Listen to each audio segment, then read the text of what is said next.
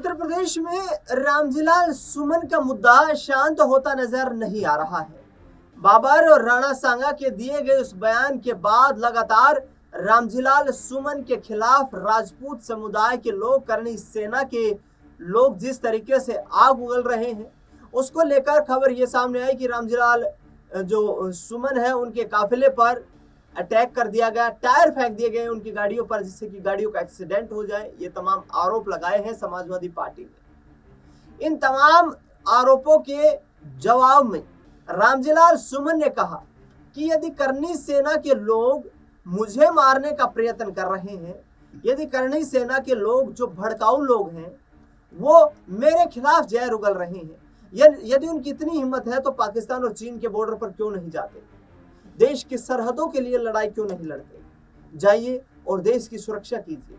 हम देश के लोग हैं, हम देश हित के बारे में सोचते हैं। भारतीय जनता पार्टी पर रामजीलाल सुमन ने जबरदस्त करारा हमला किया। रामजीलाल सुमन ने कहा कि जिस तरीके की रणनीति बीजेपी की है, ये देश को बांटने की रणनीति पर काम कर रहे हैं, लेकिन जो दलितों पर अत्याचार हो रहा है, जो पिछड़ों पर अत्याचार हो रहा है, उसको लेकर के प्रदेश के मुख्यमंत्री योगी आदित्यनाथ और केंद्र की सरकार बिल्कुल उसकी खबर नहीं ले रही। सुनिए, अखिलेश यादव ने भी रामजीलाल सुमन की इस घटना के बाद किस तरीके से कड़ा कटाक्ष किया है। पहले रामजीलाल सुमन का वो बयान सुनिए जिसमें वो करनी सेना पर भड़कते हुए नजर आ रहे हैं, और उसके बाद अखिलेश यादव क्या कुछ कह रहे हैं। बुज़दिल है, नकारा है, क्षत्रियों के नाम पर कलंक है। क्षत्रियों का धर्म है गरीबों की रक्षा करना। ये बगल में भरतपुर के राजा सूरजमल क्षत्रिय थे।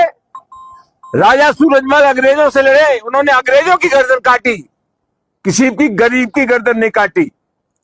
ये तथाकथ जो सेना है, मेरा उनसे आग्रह है, पाकिस्तान में आतंकवाद के खिलाफ लड़ो, जाकर के पहुंच जाओ। चीन ने हमारी जमीन पर कब्जा कर रखा है। अरुणाचल प्रदेश को चीन अपने नक्शे में दिलाता है। अगर सही मानों में तुम करनी सेना हो और तुम्हारे अंदर वो जज्बा है, तो पाकिस्तान और चीन की सीमा पर जाओ, वहां अपने जोहर दिखाओ।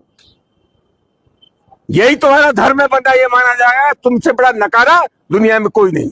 अच्छा, ये जो दलितों पे अत्याचार हो रहा है, आपका आरोप है कि सरकार में अत्याचार जो बढ़ा है, इसके पीछे क्या कारण मानते? सरकार की मानसिकता। मैं 50 वर्षों से ज्यादा राजनीति में हूं, मैं दावे के साथ कह सकता हूं कि सरकार में बैठे लोगों का जो आचरण होता है, समाज की शक्तियों का संचालन उसी दृष्टि से होता है। बाबा के लोग अंधे हो गए और उसी की वजह से दलितों पर निरंतर अत्याचार हो रहा है। आपके पास जब हमला हुआ, क्या पुलिस की सुरक्षा नहीं की आपके साथ, या सहयोग नहीं मिला पुलिस का? मैं तो कह रहा हूं ना, छावनी बना दिया गया था, हमें अंदर नहीं जाने दिया, हमें बुलंदशहर नहीं जाने दिया, सुरेरा जगह पर नहीं जाने दिया। वहां तो छावनी बनी हुई थी, उससे 500 मीटर पहले अलीगढ़ की तरफ ये लोग हमला करते, वहां पुलिस का एक कांस्टेबल भी नहीं था। सवाल क्या है? सवाल यह है कि 3 दिन से हमारा प्रोग्राम था, सबको जानकारी थी कि हम अलीगढ़ हम बुलंदशहर जा रहे हैं, खुफिया तंत्र था, जो वातावरण बना हुआ उसके बारे में जानकारी थी, किस प्रकार के तत्व सक्रिय है उसको प्रशासन जानता था। इसके बाद ये घटना का घटना हुई, इसका सीधा मतलब है कि साजिश में राज्य सरकार शामिल है। एक सवाल लगातार है, समाजवादी पार्टी जिस तरीके से इस मामले को लेकर चल रही है, आपके ऊपर लगातार हमले हो रहे हैं, लेकिन समाजवादी पार्टी का मौन समझ नहीं आता, क्या कारण? नहीं, समाजवादी पार्टी का इससे ज्यादा क्या होगा? जब यह घटना हुई तो पार्टी के राष्ट्रीय महासचिव शिवपाल जी आए, प्रमुख राष्ट्रीय महासचिव अखिलेश जी आए, रामगोपाल जी आए, 19 तारीख को पार्टी के राष्ट्रीय अध्यक्ष अखिलेश जी आए। अब मैं आपसे जब बात कर रहा हूं उससे पहले इनका ट्वीट आ गया। समाजवादी पार्टी पूरी तरह से हमारे साथ खड़ी है, मैं पार्टी को धन्यवाद देता हूँ। अखिलेश यादव जब आए थे उसके बाद भूपेंद्र राणा ने आपका फोटो, अखिलेश जी के फोटो पे ट्वीट किया, लिखा कि जैसे रोए थे अखिलेश यादव की रोएंगे। क्या मतलब चुनौती है उनको भी, करनी सेना की? यार किनकी बात करते हो? कोई सवाल ऐसा पूछो जो मेरे लिए बिलो डिग्निटी न हो। कौन क्या कह रहा है क्या नहीं कह रहा है, ऐसे तत्वों का मैं नोटिस नहीं लेता।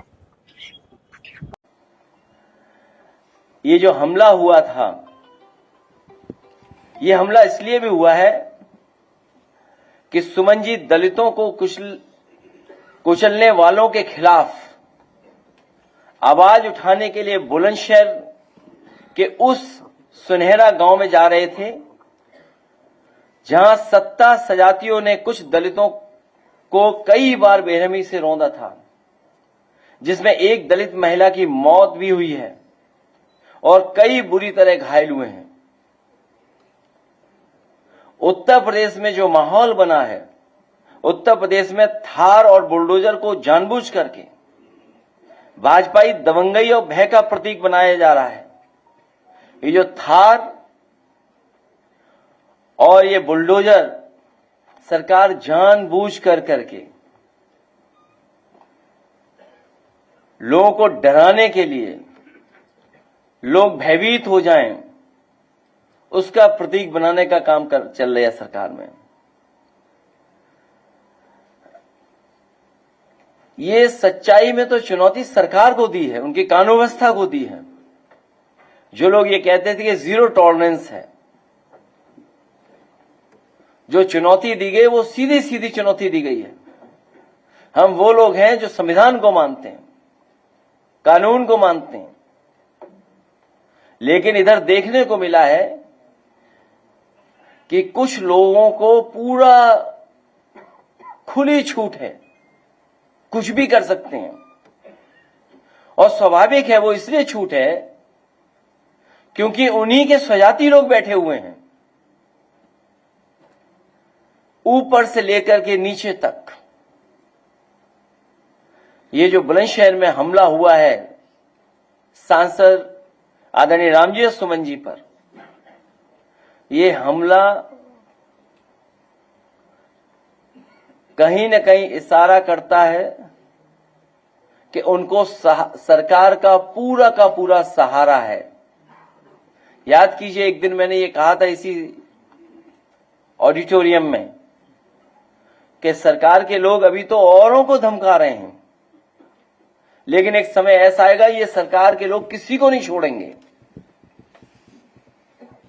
और उसी का उदाहरण हम लोगों को देखने को मिला है। मैं अपने प्रेस के लोगों का धन्यवाद देता हूं कि हर बार आपको तकलीफ देनी पड़ती है हम लोगों को। तो सुना अपने रामजीलाल सुमन और अखिलेश यादव को। अब देखना दिलचस्प होगा कि आने वाले वक्त में किस तरीके से योगी आदित्यनाथ रामजीलाल सुमन के खिलाफ लगातार हो रही इन घटनाओं पर एक्शन लेते हुए नजर आते हैं, क्योंकि उत्तर प्रदेश में बार बार कानून व्यवस्था को दुरुस्त करने की दुहाई भारतीय जनता पार्टी की तरफ से दी जाती रही है। फिलहाल इस खास कार्यक्रम में इतना ही। देश दुनिया से जुड़ी तमाम बड़ी खबरों के लिए देखते रहिए नेक्स्ट 9 पॉलिटिकल बाइट।